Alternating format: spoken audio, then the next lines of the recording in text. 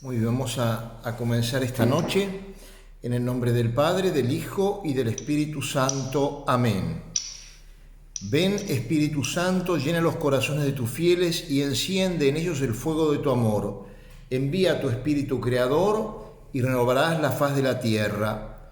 Oh Dios, que has iluminado los corazones de tus fieles con la luz del Espíritu Santo, concédenos que guiados por este mismo Espíritu obremos rectamente y gocemos siempre de sus consuelos. Por Jesucristo nuestro Señor. Amén. Dios te salve María, llena eres de gracia, el Señor es contigo. Bendita tú eres entre todas las mujeres y bendito es el fruto de tu vientre Jesús. Santa María, Madre de Dios, ruega por nosotros pecadores, ahora y en la hora de nuestra muerte. Amén. Nuestra Señora del Carmen, ruega por nosotros. San José, ruega por nosotros. En el nombre del Padre, del Hijo y del Espíritu Santo. Amén. Bueno, muy bien, viene muy bien realmente poder comenzar esta segunda charla sobre el tema de los novísimos en el Día de la Virgen María en su advocación del Monte Carmelo, porque como luego veremos, hoy justamente tocamos el tema del purgatorio, las gracias que Dios nos comunica a través de nuestra Madre del Cielo son importantísimas. Pero vamos a comenzar hablando de un tema que no es grato, pero que es importantísimo y que todos tendremos que enfrentar tarde o temprano, que es el tema de nuestra muerte. Hoy me recordaba, los que en España ven esta charla mañana, ustedes saben que hace algunos años murió un sacerdote muy joven, el padre Pablo Domínguez Prieto. Este sacerdote realmente tenía condiciones muy particulares, un hombre de no solamente humana, sino también desde el punto de vista intelectual, una persona muy capacitada, y predicó unos ejercicios espirituales a unas monjas de clausura trapenses, y terminados los ejercicios a él le gustaba mucho subir a la montaña, y subió a un cerro vecino, y falleció, cayó al día siguiente. Había subido con una joven que de su conocimiento, siempre eran dos hermanas, ese día pudo ir una sola, bueno, habían hecho ya cima y luego en el descenso tuvieron un accidente y murieron ambos. Y en base a eso, un director de cine elaboró una película muy hermosa que se llama La Última Cima, donde cuenta la vida de este sacerdote, una película realmente muy hermosa, algunos de ustedes la habrán visto y saben que es testimonialmente verdaderamente una bella película. Pero en esos ejercicios, el padre Pablo predicó a las monjas una meditación sobre la muerte. Él era un hombre que siempre estaba haciendo bromas y chistes, y contó que en una oportunidad se encontró en Madrid en una reunión de obispos y teólogos de la cual él participaba, y fue a dar una charla Julián Marías, y este conocido pensador español, y cuando en medio de la charla le preguntaron, don Julián, le dijo uno de los que asistía, un obispo, un sacerdote, yo creo que usted nunca habrá tenido delante tanto obispo y tantos sacerdotes juntos. Si tuviera usted que predicarles, ¿de qué les hablaría? Y entonces este hombre les contestó, dice, primero lo miró un poco raro, pero dijo, les hablaría de la muerte. Y empezó a hablar de la muerte y les dijo, miren, ustedes van a morir, es obvio, ¿no? Y todos se reían. Y entonces dijo, no se rían, es que nadie se lo cree. Todo el mundo vive como si no se fuera a morir, pues se van a morir. A todo el mundo le hacía gracia y a los obispos también, pero insistió, no puede ser, porque la gente vive como si no se fuese a morir y eso es muy grave. Y ese día les habló sobre la muerte. Lo providencial del caso es que este padre que estaba predicando sobre la muerte, 3 días después también tenía que abrir esa puerta, como él decía, la puerta de la eternidad, una puerta que para el que muere en gracia de Dios, una puerta realmente no grata, pero que abre a la maravilla, ¿no? Realmente una cosa que uno tiene que mirarla de esa manera, ¿no? Entonces hoy vamos a ver un poco en esta primera parte la preparación para la muerte, porque todos vamos a morir. En el Evangelio de San Lucas, en el capítulo 12, de los versículos 16 al 20, está la parábola del rico necio, de ese que va a tener una cosecha estupenda y piensa: voy a demoler mis graneros, voy a hacer otros más grandes, después me voy a dar la gran vida. Y Dios le dice: insensato, esta noche te vas a morir. ¿Y para quién va a ser todo lo que has acumulado? Y verdaderamente nosotros tenemos que pensar si somos sensatos o insensatos. Como hombre, uno tiene que recordar que un día ha de morir y que no sabemos el día. Pero como cristiano tenemos que saber que un día daremos cuenta a Dios y que en esta vida nos jugamos la eternidad. Hay que estar preparados, hay que darse cuenta de que nuestra vida vale mucho y que Dios quiere, lo dice San Pablo en la carta a Tito, que todos nos salvemos, que todos lleguemos a la vida eterna, pero que también, como hemos visto, tenemos enemigos, ¿no es cierto? Hace poco tiempo meditaba sobre el demonio, sobre los ángeles malos, enemigos que están en nuestra naturaleza desordenada, todo lo que llamamos nosotros carne, y enemigos en el ambiente en el cual nos movemos, los ambientes mundanos que nos invitan a vivir la vida como si todo terminase aquí. Y entonces hay verdades que yo quiero recordar que no admiten dudas. La primera verdad es que nuestra muerte es segura. Eso es muy importante tenerlo en claro. Miren, yo no estoy obsesionado con la muerte, ¿no? Pero yo este año cumplí 70 años. Y entonces pienso, ¿no? 100 años es muchísimo. Y ya viví largamente la mayor parte de mi vida. No vivo obsesionado por la muerte, pero tengo que pensar en la muerte. Porque la muerte me va a llegar, y no sé cuándo. Puede ser hoy, puede ser mañana, puede ser dentro de 5 años, dentro de 10, pero no dentro de 50 años. Ciertamente que no. Y entonces uno tiene que saber, decía San Alfonso María de Ligorio, cuando nace un niño, yo no sé qué será de él. Famoso, desconocido, no tengo idea. Llegará a ser rico, pobre, no lo sé. Lo único que sé es esto: un día de acá se va a ir, un día va a morir, un día eso que ha pasado con mis antepasados, mis padres ya han partido, mis abuelos ya se han ido, y mucha gente que yo conocí, que me acompañó, también partió antes que yo. Eso también, un día hablarán de mí en pasado. Un día la gente dirá: ¿te acordás lo que dijo el padre? Uy, mirá, y ya se cumplió. Todos, ricos, pobres, ignorados, famosos, todos nacemos para morir. Cada día que pasa es un día que nos acercamos más a la hora de nuestra muerte. Pero tenemos que mirar la muerte con un sentido cristiano, no con un sentido fatalista. Si uno piensa: uy, qué horror, no es así. Yo me acuerdo, miren, cuando estaba de párroco en Capilla del Señor, había una señora ya muy anciana, tenía, en ese entonces estoy hablando del año 96, tenía 92 años, y creo que esta anécdota la he contado alguna vez. Y ella iba a misa todos los días, era una mujer flaquita, plenamente lúcida, y venía a misa. Y ella era viuda y también había muerto su único hijo. Y era muy simpática, ¿no? Y me decía: padre, ¿cuándo se va a acordar Dios de mí? Y Dios se acordó de ella poco tiempo después, porque me acuerdo que ya cuando yo dejé Capilla, que estuve 4 años, ya ella había fallecido, ¿no? Pero realmente ese sentido cristiano que uno tiene que tener, no mirar la muerte como qué horror, sino que termina nuestro estado de caminantes, de viadores. Mientras estamos en esta vida, vamos granjeando o vamos obteniendo lo que después viviremos: una eterna felicidad o una eterna infelicidad. Para el que muere bien es el día de la liberación, es el día en el cual uno parte de aquí. Pero fíjense, así como la muerte es cierta, la muerte nos ha de llegar, hay un tema que es importantísimo: la hora es incierta, no sé cuándo voy a morir. Por eso el Señor me invita a estar preparado, me invita a estar con la lámpara encendida, y tener aceite puesto. San Ignacio de Loyola decía que uno nunca se debía acostar a dormir en pecado mortal, como diciendo: uno no sabe. Y ustedes saben que había una letanía que decía: de la muerte imprevista, líbrame, Señor. Hoy en día mucha gente dice: yo no me quiero ni enterar. Bueno, no es lo más sensato. Lo más sensato es enterarse, y además Dios da la gracia. Miren, yo creo que lo he comentado también, ¿no? Ya pienso que a todos ustedes les pasará. Uno cuando va a un entierro no ve al muerto con cara desesperado. La hora de la muerte es una hora en la cual el Señor nos asiste y la Virgen ni qué decir, a la cual le hemos pedido nosotros en la Ave María tantas veces que no nos abandone en la hora de la muerte, ciertamente que no nos va a abandonar.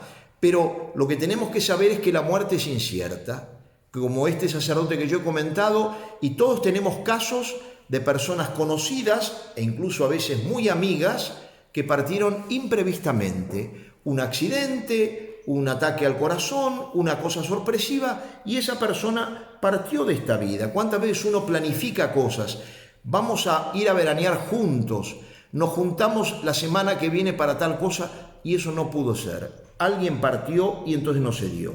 Por eso la muerte no me espera, yo la tengo que esperar a ella, Y conviene tener en cuenta que Dios llama una vez, y a veces cuando uno menos lo piensa, cuando como este hombre, este rico tonto que vivió para juntar un dinero que después otros habrán usado, y que es la historia de tantos, ¿no? De tanta gente que vive acumulando para otros, porque no va a tener ni tiempo de gastarlo, y además, aunque lo gastara, tampoco el disfrute está en lo económico, ¿no? Y lo que uno tiene que tener en claro es que del lado que caiga el árbol, así quedará eternamente. Caí en gracia de Dios, gracias Señor, una eternidad feliz. Pero caí en desgracia, perdí la gracia, estoy en pecado mortal. ¡Qué horror! Una eternidad infeliz. Y además una eternidad fijada en el odio. No es que en ese momento me voy a arrepentir. No. Quedé, lo que elegí, eso es lo que me va a mantener. El alma queda como fosilizada en el bien o en el mal. Por eso hay una cosa que es de sentido común. Hay que estar preparado. Miren, nosotros, por las dudas, entendemos que es de sentido común tener un seguro en el coche contra terceros, no porque estemos pensando que mañana vamos a chocar o nada por el estilo, pero por las dudas hay que tenerlo. No sería sensato no pensar. Y la hora de la muerte nos ha de llegar. Ciertamente nos ha de llegar. Inciertamente será el día. ¿Cuándo será? No lo sé. Lo pongo en las manos de Dios. Y además es muy bueno. Imagínense que yo supiera exactamente la hora de mi muerte. Bueno, uno se angustia, porque uno piensa, en cambio aquí está en las manos de Dios. Señor, cada día lo vivo, lo tengo que vivir como si fuera el primero y el último. Cada día vivirlo, aprovecharlo. Muerte que ha de venir. Cuando uno piensa en los santos, San Francisco y muchos santos no temían la muerte, no la miraban con horror, vivían en amistad con Dios. Y ya San Pablo en sus cartas dice que él, si por él fuera, se quisiera ir, pero que si era necesario quedarse.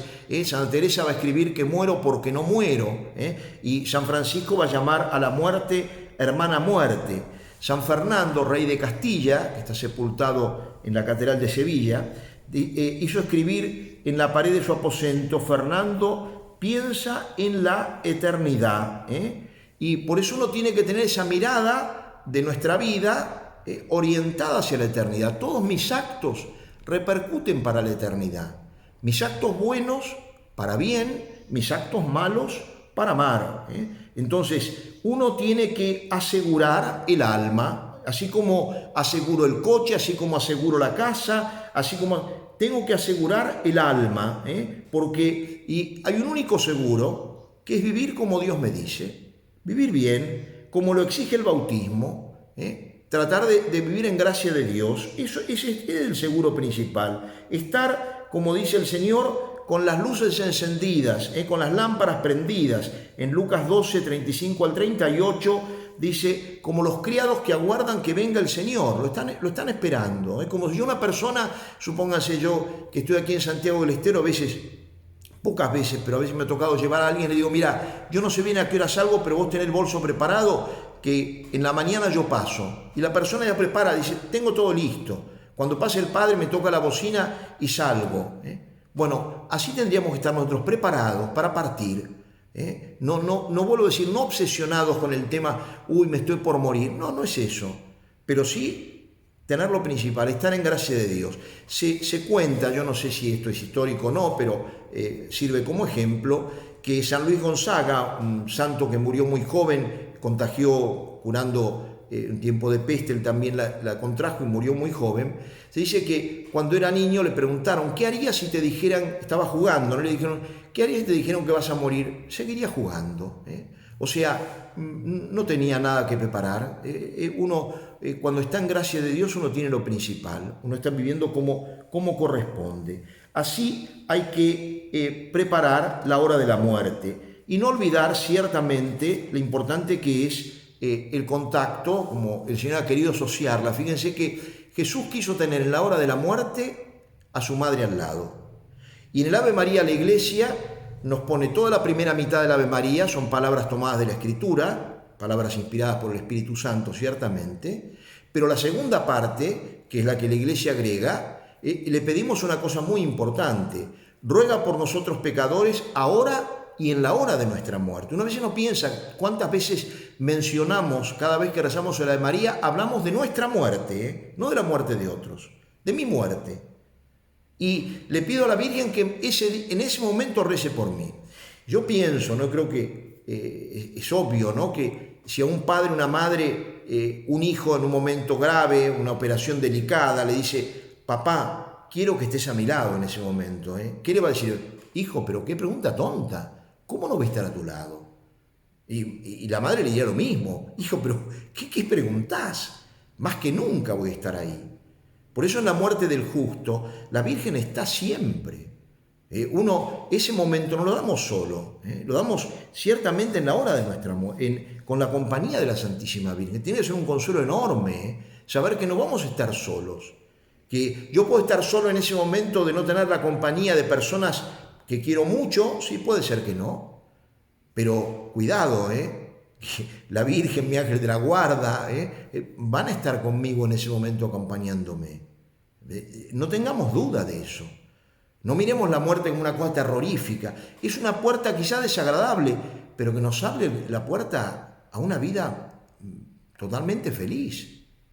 Ahora voy a hablar también de un tema que no se habla prácticamente nada, que es lo que llamamos el juicio particular. Ustedes saben que la Iglesia llama día del natalicio, del nacimiento, día natalis, a la muerte de los santos. Y celebramos habitualmente el día del santo, no se celebra el día del nacimiento, se celebra el día de la muerte, el día que nació al cielo, el día que fue dado a la luz, plenamente. Ya ciertamente que esa luz comenzó a iluminar el alma de cada uno de nosotros el día de nuestro bautismo. Pero el día de la muerte de un santo es el día en el cual llegó a la meta. Cuando uno ha tenido la gracia, ¿no? Miren, a mí como sacerdote me ha pasado tantas veces, de personas que mueren, pero de un modo ejemplar, y uno dice, realmente esta persona, qué maravilla, apenas se acaba de ir y ya llegó, porque el juicio particular que nos viene es instantáneo, se produce apenas uno muere, y es el momento en el cual se define mi eternidad. Es como cuando un tren llega, hay dos vías, tiene que tomar por una y lo mandan por una vía y ya está, ya se fue por esa vía, ya no hay vuelta atrás. Bueno, la vía del bueno realmente es una maravilla. Que la existencia del juicio particular es de fe. La Escritura lo dice, por ejemplo, la segunda carta a los Corintios de San Pablo: es forzoso que todos comparezcamos ante el tribunal de Cristo. 2 Corintios 5:10. Todos vamos a comparecer. El caso del rico Pulón, la parábola que menciona Cristo, fíjense, fue juzgado y condenado enseguida porque de acuerdo a la parábola sus hermanos todavía vivían. O sea que eso implica un juicio inmediato.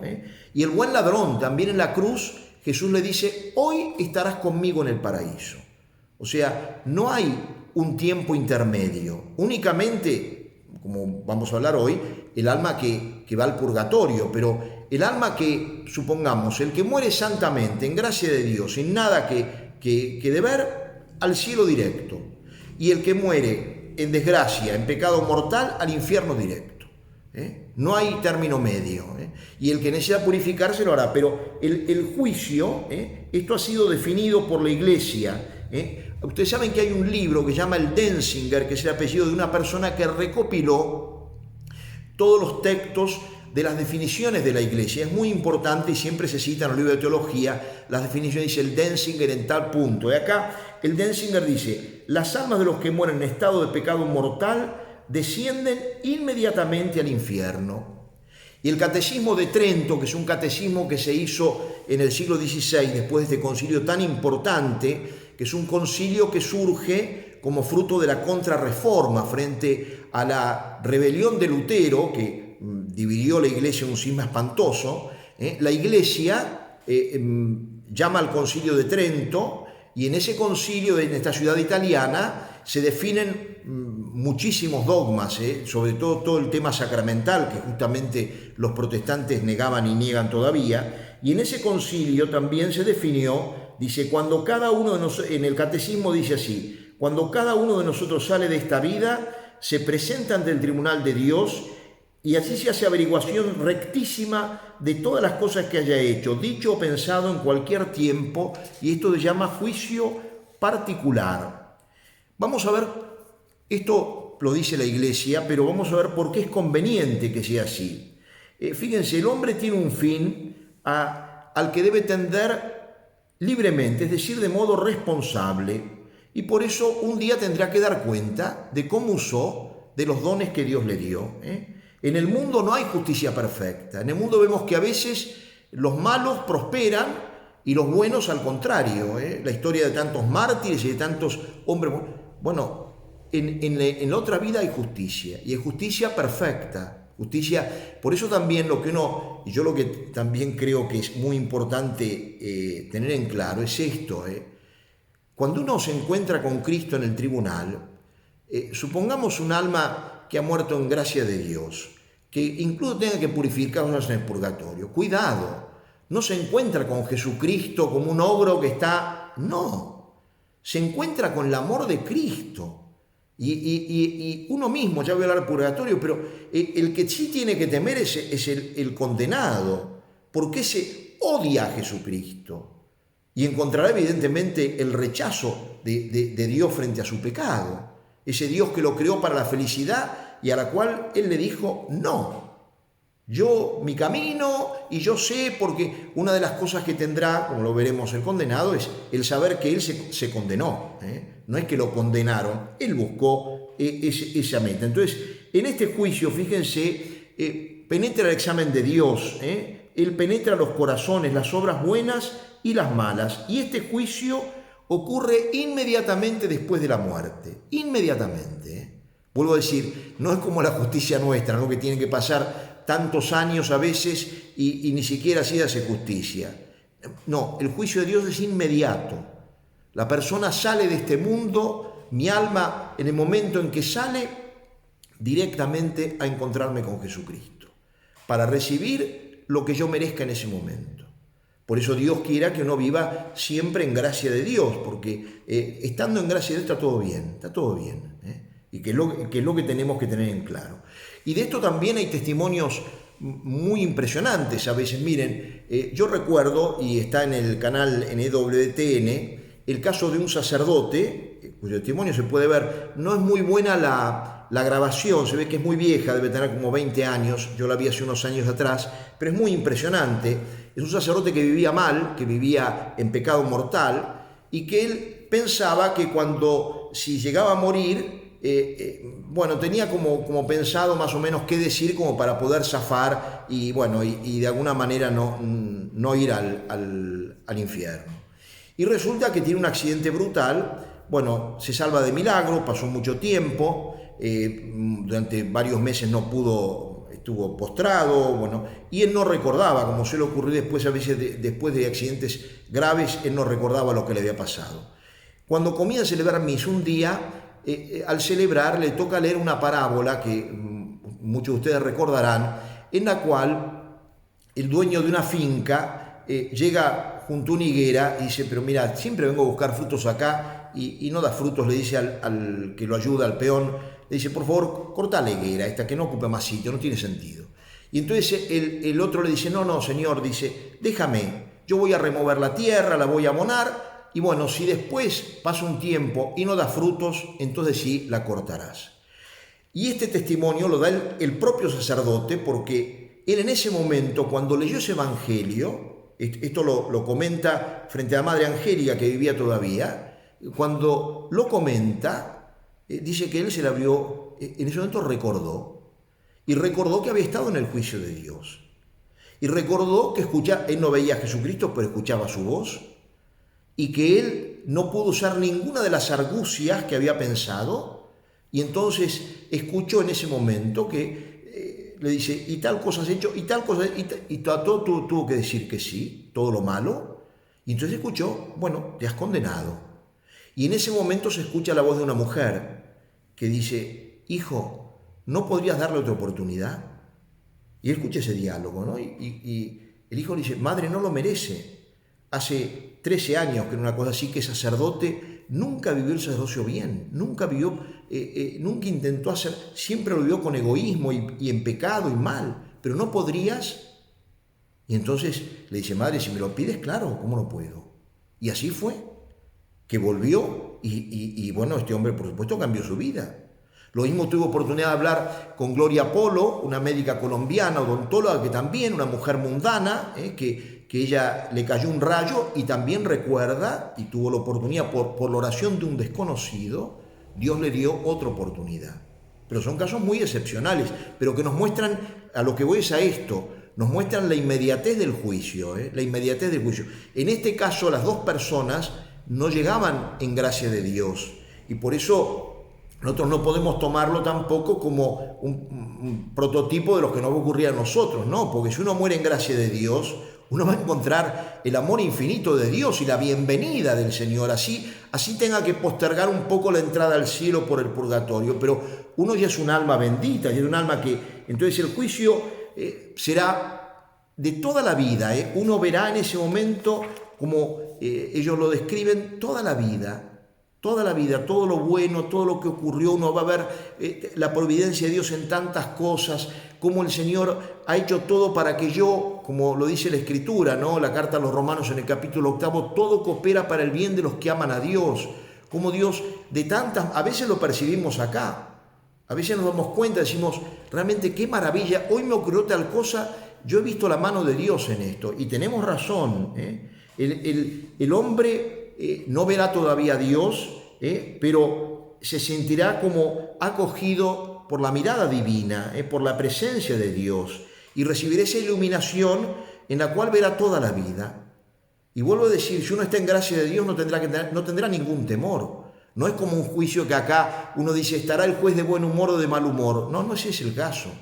Aquí nos encontramos con el que nos juzga, el que más nos ama. Nadie nos ama tanto como Jesucristo, que es Dios. Dio su vida por nosotros. Nadie. Entonces imagínense la alegría de Jesús cuando nos ve del otro lado y ya de su lado. Eso tiene que ser impresionante. Y la sentencia será hermosísima. Cuando entra a la casa de tu Señor. Y el alma, que ya lo voy a mencionar, el purgatorio lo buscaremos nosotros mismos si lo necesitamos. En ese momento aparecerá también el valor de nuestra vida.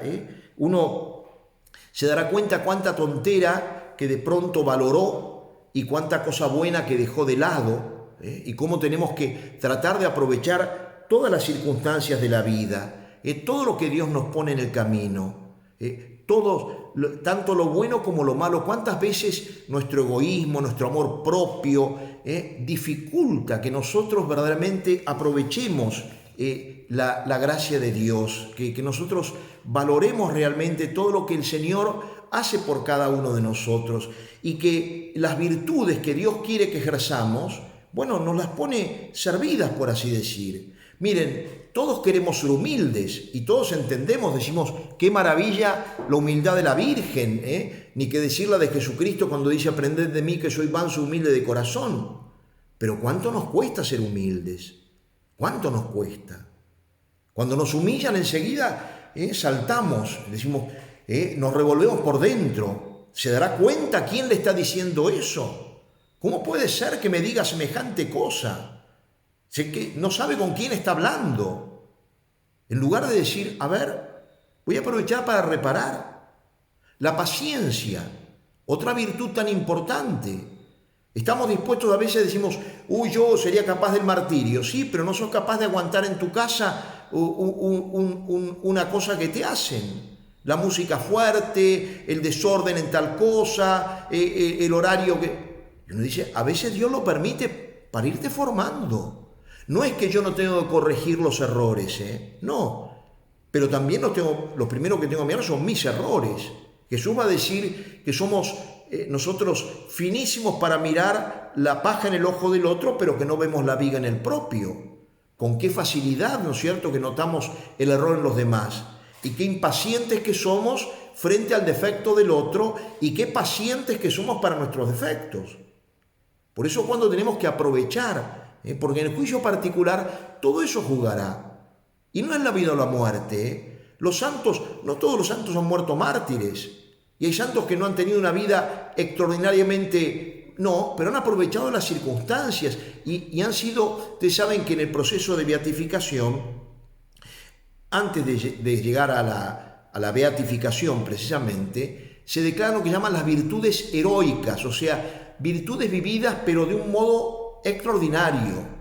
Porque a veces puede ser pequeña la cosa, pero vivida todos los días, con paciencia o con humildad o con caridad, hay virtudes que uno dice, esto se ha vivido de un modo extraordinario, lo ha vivido de una manera realmente extraordinaria. Entonces, nosotros no es que Dios no nos dé oportunidad de corregir nuestra vida. Esa es la tan hermosa del Apocalipsis, ¿no? Yo hago nuevas todas las cosas. Yo le pido al Señor, Señor, haz mi vida nueva. Olvídate qué es lo que ocurre en cada confesión. Cuando me voy a confesar, el Señor me borra el pecado, quedo nuevo delante de Dios. A veces no tenemos conciencia de eso, de que siempre hay oportunidad. Uno puede decir, y a esta altura de mi vida, ¿yo puedo empezar a aspirar a la santidad? Claro que puedo aspirar. Yo puedo haber sido un sacerdote pésimo y sin embargo el Señor me da vida para que a partir de hoy pueda aspirar a la santidad. San Dimas es el buen ladrón que se granjeó la santidad en las horas de la cruz. Tendría horas buenas, sí, pero hasta ese momento no habían prevalecido.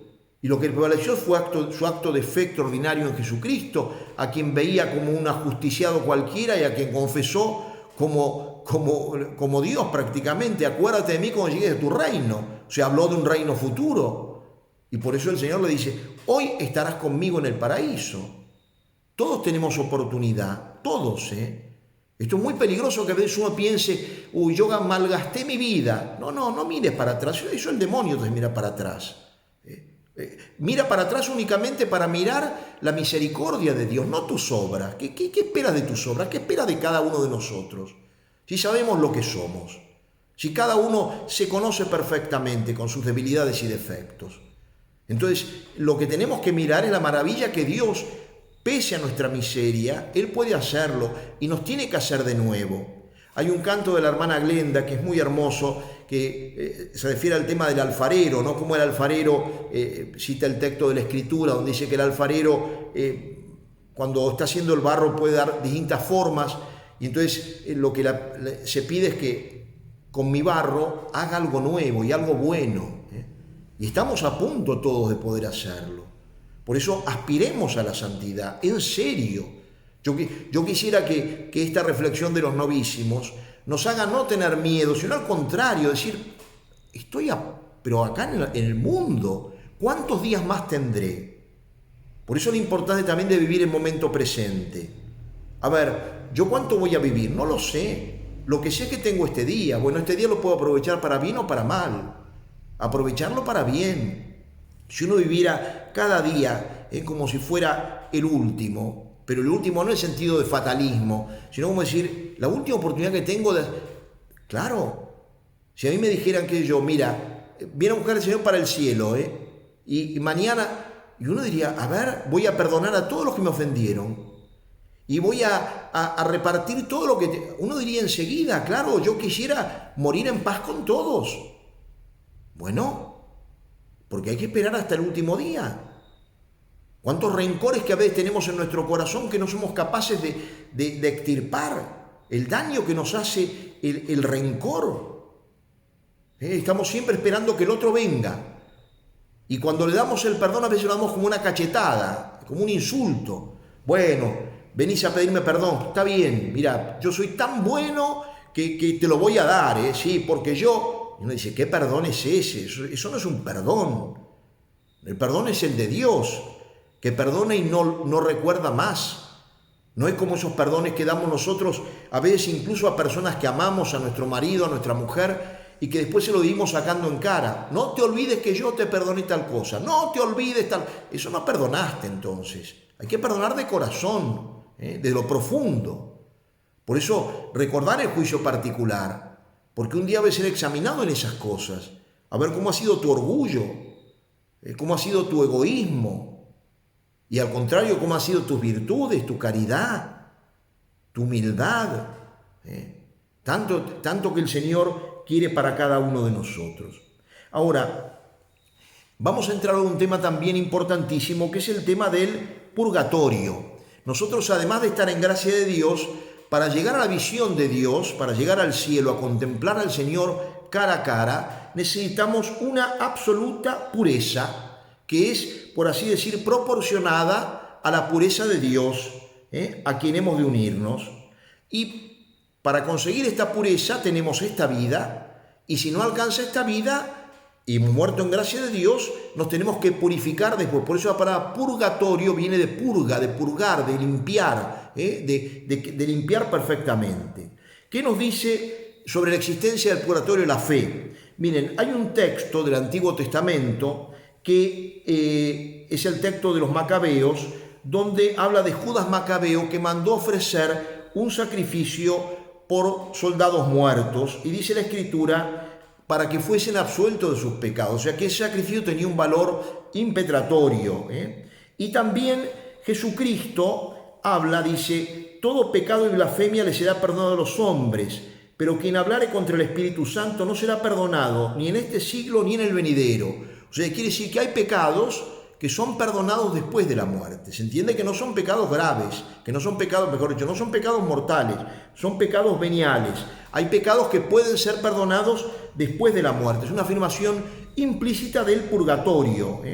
Por eso también San Pablo, en la primera carta a los Corintios, habla de cómo muchos van a salvar y se salvarán, pero pasando a través del fuego, como hablando del fuego como elemento purificativo. Y la Iglesia, en el Concilio de León, en el Denzinger, dice que los verdaderamente arrepentidos murieron en caridad antes de haber satisfecho con frutos dignos de penitencia por sus comisiones y omisiones, son purificados con penas purgatorias después de la muerte.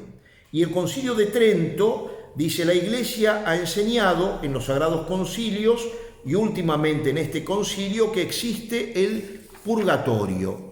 Esto hoy en día uno puede encontrar, incluso dentro de la Iglesia, muchos sacerdotes que niegan la existencia del purgatorio, que dicen, bueno, ya está, ya estamos en Pascua, murió, ya. Cuidado. No es así. La fe de la Iglesia, por algo, fíjense, ustedes saben que la palabra de Dios nos viene, por un lado la palabra escrita nos viene a través de la Biblia, pero la palabra no escrita nos viene a través de la tradición. Bueno, la tradición, ¿cómo nos viene? De muchas maneras. Una de las maneras es la liturgia, por ejemplo. Que nosotros en todas las misas pidamos por los difuntos, tiene sentido únicamente si hay purgatorio. Porque si no hay purgatorio, ¿qué sentido tiene? No voy a pedir por los condenados que ya se condenaron, ni por los que están en el cielo que ya se salvaron. Únicamente tiene sentido pedir por los difuntos si hay algunos que están en una etapa intermedia, que han muerto en gracia de Dios, pero que todavía no llegaron a la vida, a la visión beatífica. Y eso es lo que llamamos purgatorio. Y por eso ha sido también la fe de los cristianos. Antes de ayer estaba mirando aquí por YouTube un documental muy hermoso sobre las catacumbas y el arte de las catacumbas, ¿no? Y uno ve cómo en las catacumbas está permanentemente la visión de los que han fallecido y de cómo tenemos que pedir por ellos, cómo debemos orar por ellos. Y hay razones de conveniencia. Hay justos, digamos, que hay personas que han muerto, como digo, en gracia de Dios, pero que de pronto han tenido pecados veniales o cosas que no terminaron de purificar. Bueno, si no se terminó en esta vida, se termina en la otra. Los que mueren en estado de gracia, pero con faltas veniales, tienen que purificar. y esta purificación se lleva a cabo en el purgatorio. ¿Cuál es la naturaleza del purgatorio? Estamos hablando de temas, fíjense, que nos cuesta mucho a nosotros entender porque nuestra imaginación siempre nos mete en lo sensible. No nos olvidemos que estamos hablando aquí de sufrimientos espirituales, porque todavía no se ha dado la resurrección de la carne. En este caso, digamos, es el alma la que está sufriendo. No es un sufrimiento físico el que tiene el alma, lo cual no quiere decir que sea menor, porque los sufrimientos del espíritu son habitualmente muy superiores a los sufrimientos físicos. Yo les decía, creo que en la última o penúltima charla, uno no puede comparar la muerte de una persona querida con un dolor de muela fuertísimo. Son dos dolores de dos naturalezas totalmente distintas. Si a una persona que se le acaba de morir un hijo, yo le digo, uy, si usted me viene a contar de dolor, no sabe lo que yo estoy viendo, me sacó una muela. Me dice, pero padre, usted es tonto, no se da cuenta, no puede comparar, son dolores diversos. Bueno, en el purgatorio, fíjense, ¿cuál es la mayor pena? La pena de daño, que no es la pena del infierno, pero la pena de daño, la principal, ¿cuál es? Es el aplazamiento de la visión de Dios.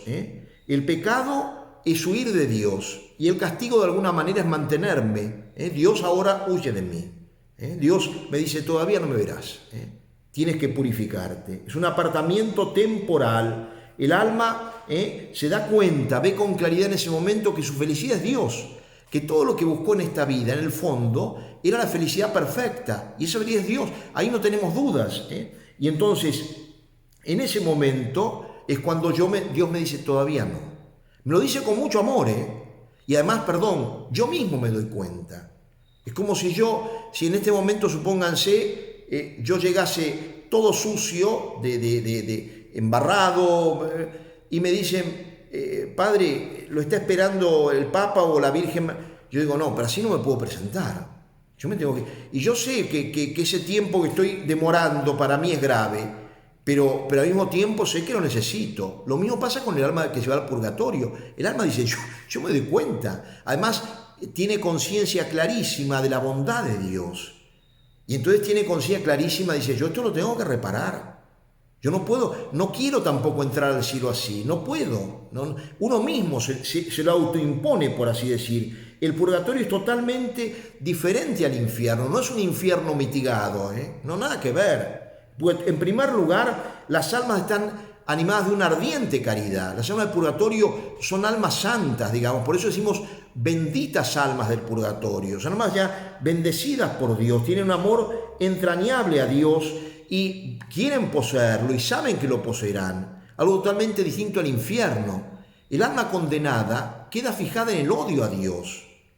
Por eso lo que les mencionaba, que fue en la charla de los demonios, cuando les decía que en un exorcismo un sacerdote le dijo a un demonio, ¿estás arrepentido? ¿No? Dijo, jamás, no estoy nada arrepentido. Prefiero aguantar esto porque odia a Dios.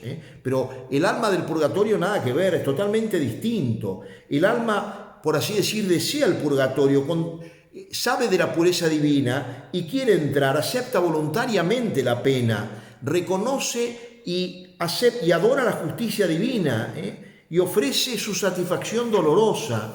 Se arrepiente sinceramente de todo aquello que lo apartó de Dios. Dice, esto es justo que yo lo pague. Y no se olviden que en todo esto está la misericordia de Dios, porque Dios también, como lo veremos, nos puede purificar en un instante. También habrá un cierto, no sabemos cómo serán los sufrimientos del purgatorio, que serán muy grandes, ciertamente, pero totalmente, pues en el purgatorio hay esperanza, y la esperanza es muy cierta. Yo sé que ya al cielo voy, que paso de estado de purificación, que no sé cómo será, porque el tiempo ya no será el mismo tiempo de acá, es otra cosa, pero sé que eso, digamos, terminará, y terminará al menos en el fin del mundo. Y cada alma particular, el fin del mundo ya no queda más purgatorio, ya habrá buenos y malos, no habrá más, por así decir, almas purificándose. Y que ya hablaremos la vez que viene justamente del juicio final. Pero en el purgatorio cada uno será considerado individualmente. Por eso hay almas que que están, por así decir, más tiempo, y almas que están menos tiempo, almas que son llevadas al cielo mucho más rápidamente. Por eso aprovechemos este tiempo para purificar nuestra vida, para que no purifiquemos con el purgatorio. Lo ideal es que nosotros podamos decir, yo quiero vivir de tal modo que ame a Dios de tal manera que cuando me toque partir, entre a la casa del Padre. Y eso no es tan... Miren, lo tremendo de todo esto es que nosotros a veces no comprendemos con qué facilidad esto es posible. No por nuestros méritos, sino por la gracia inmensa que Dios derrama en cada uno de nosotros. Si uno comprendiera eso, por eso el lugar que le damos a Dios en nuestra vida a veces es tan exiguo, pensando que yo tengo que partir. A veces pienso, ¿no?, que es distinto, claro, el mundo moderno. Yo siempre digo que respecto del mundo somos fumadores pasivos, y uno muchas veces para las cosas de Dios no tiene tiempo, o tiene un tiempo muy acotado. A mí me impresiona, por ejemplo, Carlos V abdicó su reino, y creo que no tenía ni 60 años, y dejó a Felipe II, su hijo, y él se fue al monasterio del Yuspe a prepararse a bien morir. O sea, uno dice, epa, era rey, y un rey poderosísimo, el emperador más grande de ese tiempo, ciertamente. Y sin embargo, se fue a preparar a bien morir. Uno dice, ¿y uno cómo preparo mi eternidad? Y que además, como decía al comienzo, ciertamente de acá me voy, y no sé cuándo. Qué tonto que soy que no me preparo. ¿Cómo no tengo preparadas las cosas? ¿Cómo no organizo mejor mi vida? Por eso, ¿cómo tenemos que pedirle al Señor? Estamos en el tiempo de merecer. Después vendrá ya el tiempo en el cual no podremos merecer, porque en el purgatorio no se merece. En el purgatorio las almas para sí mismas no pueden merecer. Pueden pedir por otros quizá, pero no para sí. No les ayuda eso. Por eso nuestras oraciones, y ahora voy a entrar al modo de ayudar a las almas del purgatorio. La carta, el libro de los Macabeos dice, segundo libro de los Macabeos 12:46, obra santa y piadosa es orar por los muertos. La Iglesia nos enseña, es una de las obras de misericordia. Todos tenemos difuntos, padres, a veces familiares muy cercanos, amigos íntimos, personas a las cuales vemos mucho, quizás algunos estén en el purgatorio. Bueno, debemos pedir por ellos, debemos ayudarlos. ¿Qué es el sufragio? El sufragio en general es toda ayuda, todo socorro en favor de alguien. Y mirando al purgatorio es toda ayuda que el hombre pueda hacer u ofrecer para aliviar las penas o apresurar la hora de su liberación. Por eso es tan importante el tema de las indulgencias. Hay toda una posibilidad de ayudarlos. Lo que decía recién el libro de los Macabeos, obra santa y piadosa es orar por los muertos. O sea, quiere decir que tiene sentido orar por ellos. Si no, ¿para qué nos pedirían? Desde los primeros tiempos de la Iglesia, ya les decía yo, que se ha pedido por los muertos. En todas las liturgias han existido siempre preces por los difuntos.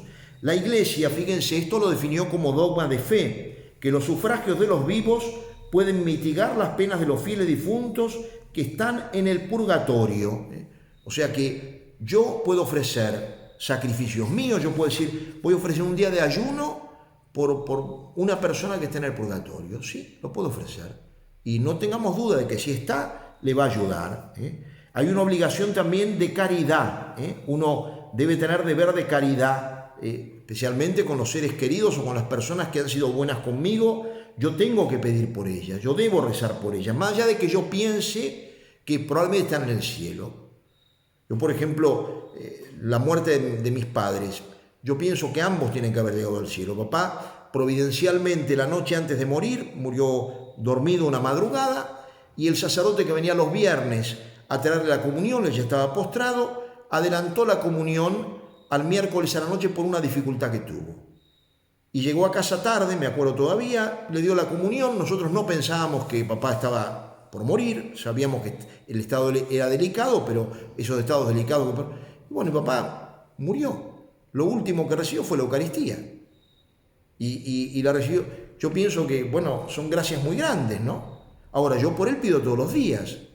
A mamá yo le serví la misa horas antes de morir, le di la unción, la absolución. con mis hermanos estábamos rezando el rosario, rodeando. Miren, yo he visto mucha gente a punto de morir, pero la única persona que vi morir adelante mío fue mi madre, y fue una muerte santa. Ahora, yo por ella igual rezo todos los días, no pasa nada. Es probable que esté en el cielo, pero uno dice, no pierdo nada, ni ella pierde nada. Rezar por nuestros queridos difuntos es algo que tenemos que hacer con mucha caridad. Esta virtud, fíjense, es la piedad. La piedad a veces la entendemos como la persona piadosa, como el que reza mucho. No, la piedad es la virtud que rige las relaciones entre padres e hijos. Es una virtud de relación de amor. Por eso la piedad es la relación del hijo, de nuestra como hijo de Dios. Y por eso también con nuestros padres tenemos que tener piedad, no en sentido de lástima, sino vivir como hijos, pedir por ellos, y los padres también por los hijos. Muy bien. También, fíjense, la aplicación de los sufragios. Hay lo que llama la oración impetratoria, o sea, la oración que pedimos a Dios que aplique a estas almas la satisfacción de nuestras oraciones, nuestros actos meritorios. Todo eso lo podemos ofrecer por las benditas almas del purgatorio, las obras buenas que hacemos, las penitencias que podemos hacer, un día de ayuno, un día de penitencia, todo eso lo podemos ofrecer. Los principales sufragios, ¿cuáles son? Primero, la Santa Misa. El valor que tiene pedir una misa es impresionante. Yo creo que la vez pasada que les decía lo mismo, la participación en la misa. No recuerdo de quién les mencionaba, pero creo que lo mencioné en la charla anterior. Una persona que habló con un alma del purgatorio y que le dijo, ¿querrías volver? Sí, para ir a una misa, para participar de una misa y para rezar un rosario, como diciendo, miren, todo lo que rezan por mí está muy bien, pero el valor que tiene que yo lo pueda haber hecho es mucho mayor. Por eso atesoremos, en el sentido, misas y rosarios. Y pensar también, fíjense, lo que tiene que ver con las indulgencias. Sigo con esto, también la Sagrada Comunión ofrecida por nuestros queridos difuntos tiene un gran valor, la oración, penitencias de mortificaciones y las indulgencias, sobre todo las indulgencias plenarias que uno puede aplicar por los difuntos y que son tan fáciles de ganar. Por ejemplo, hoy en día que muchos de ustedes rezan el rosario en familia. En familia quiere decir rezado entre 2 o 3 de la familia. Bueno, eso puede ganar indulgencia plenaria. Y uno puede decir al Señor, Señor, yo esta indulgencia te lo ofrezco por un alma del purgatorio. Puede decir, mira, te pido especialmente por el alma de fulano. Yo no sé si Dios la aplicará, pero que seguro un alma saco del purgatorio, sin lugar a dudas. Piensen lo que estamos acá. Si cada uno ganara una indulgencia plenaria a la semana o al día, ¿cuántas almas mandaremos al cielo? Y esas almas en el cielo, ¿cuánto van a pedir por nosotros? A quienes nos deben el haber llegado. Por eso la importancia que tiene la indulgencia. Una indulgencia plenaria es una maravilla. Las condiciones, ¿cuáles son? Cumplir la obra, por ejemplo, rezar el rosario en familia o rezar el rosario frente al Santísimo. Los que van a rezar a la adoración perpetua, el rosario rezado frente al Santísimo o frente a un sagrario también, se gana indulgencia plenaria. Después, ¿cuáles son las condiciones? Confesar, no por cada indulgencia, más o menos una confesión vale para unos 15 días, se puede hacer en el medio, una semana para atrás, una semana para adelante, y uno puede ganar 15 indulgencias plenarias aproximadamente. También la comunión, ahí sí, una comunión por cada indulgencia. Si yo voy a misa todos los días, puedo todos los días llevar un alma al cielo. Si voy a misa una vez a la semana, bueno, una indulgencia plenaria, de nosotros tenemos indulgencia parcial, no es que no gano nada.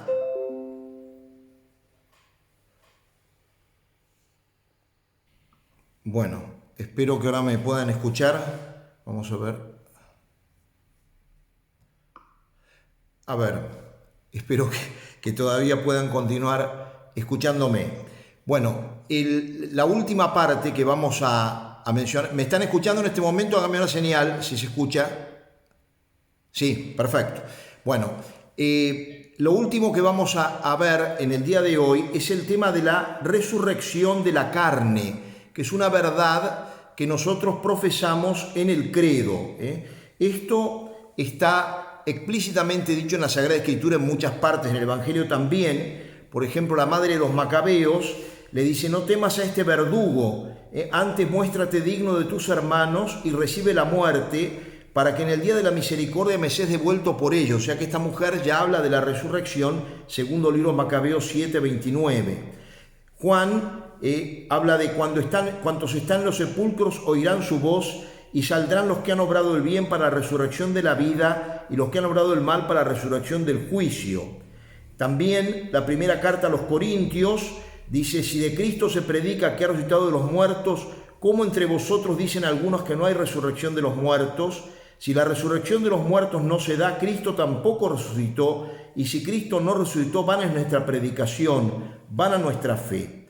Esta creencia es de todos los tiempos de la Iglesia, siempre se ha expresado en los cementerios, a través de imágenes alegóricas, de Lázaro resucitado, de Ezequiel volviendo a la vida los huesos secos del Antiguo Testamento, el ave fénix, que sea que un ave que volvía a la vida cada tanto. Bueno, todo esto, y también es lo que da sentido al culto de las reliquias de los santos, porque uno dice: este pedacito de hueso de tal santo un día resucitará. Ciertamente que resucitará este cuerpo, pero con características totalmente distintas. Decimos en el credo: creo en la resurrección de la carne. El alma está destinada a vivir con su cuerpo. Nosotros no somos ángeles, somos espíritus encarnados. Y entonces, así como el condenado resucitará para la condena, para sufrir su cuerpo, el bienaventurado resucitará también para el disfrute del cuerpo. Será un disfrute menor, como siempre ocurre con las alegrías del cuerpo, que son menores a las del espíritu, pero será también una alegría importante.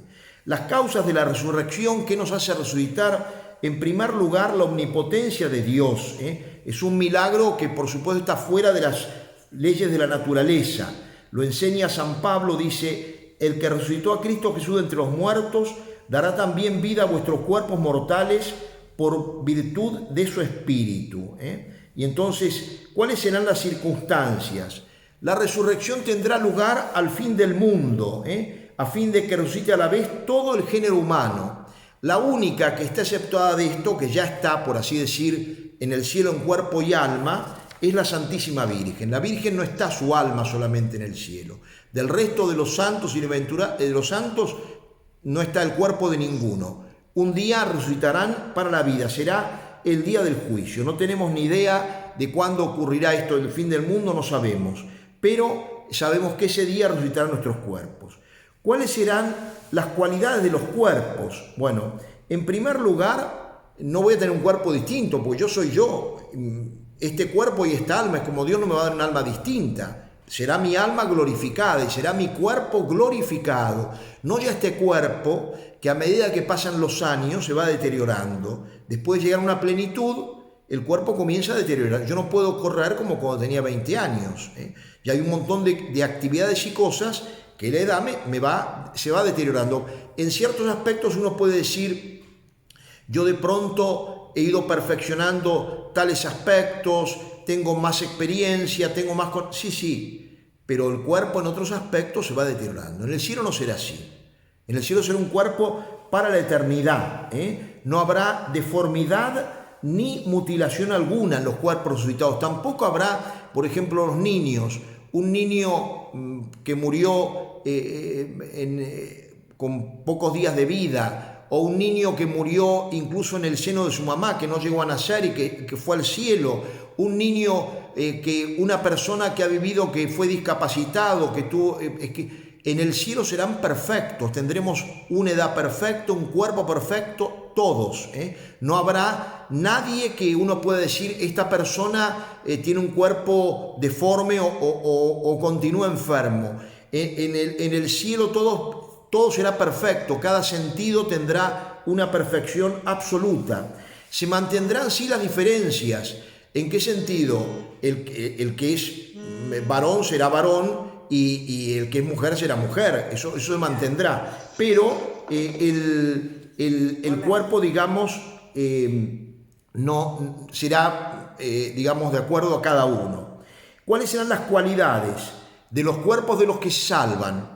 La impasibilidad, o sea, el cuerpo será imposible que sufra, impasible, no sufrirá.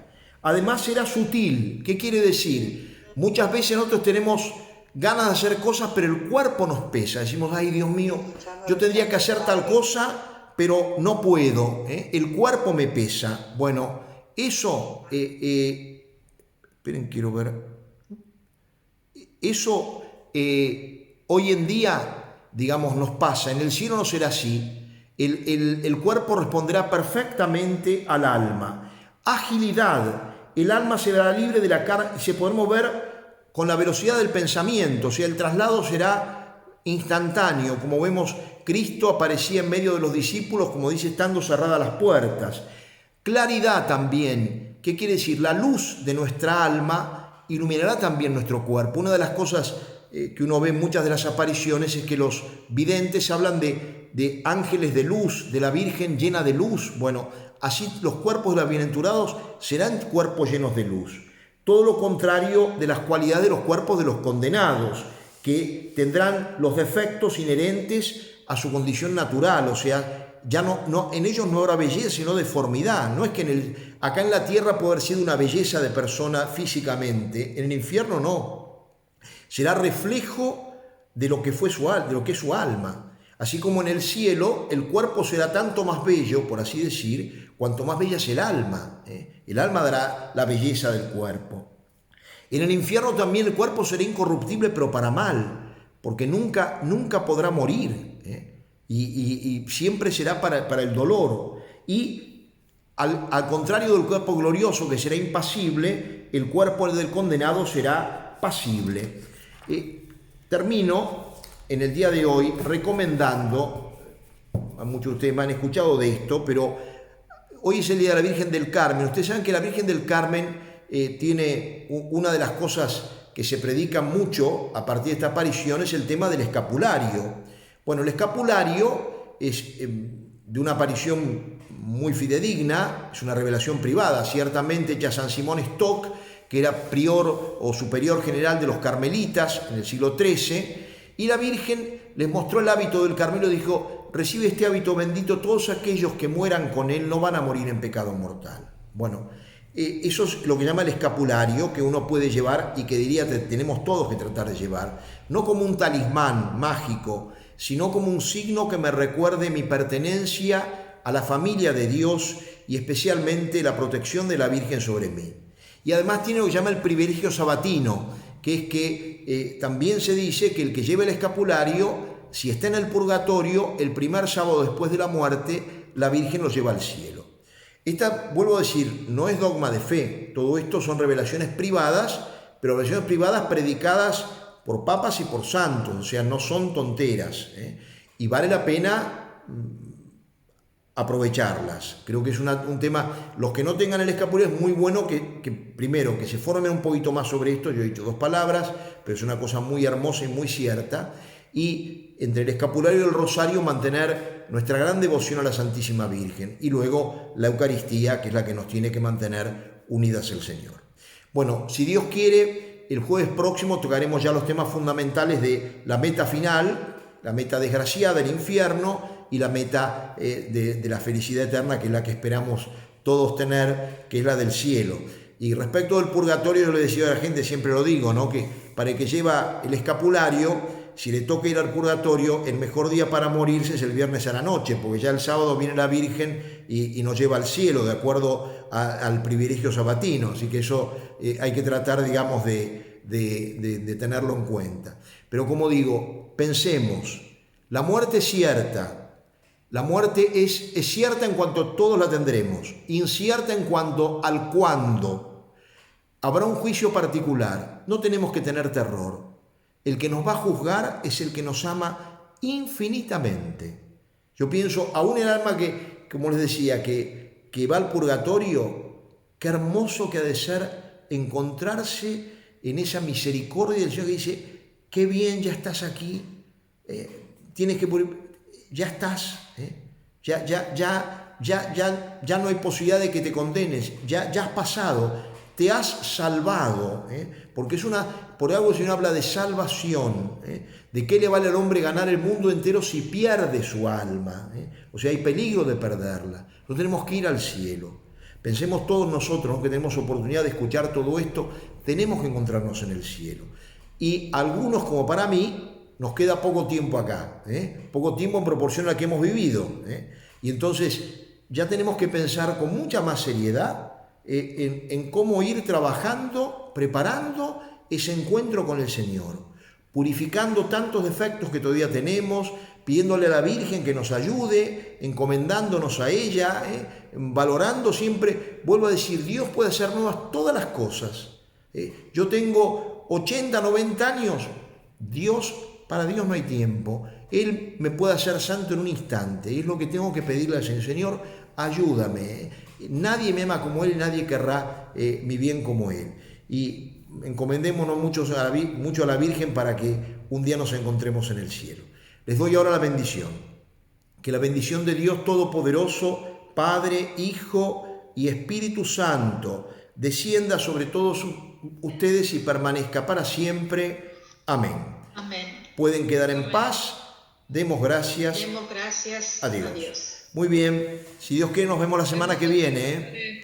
Que Dios los bendiga. Gracias, Padre. Hasta prontito. Hasta luego. Hasta luego. Hasta luego. Gracias, Padre. Adiós. Hasta luego.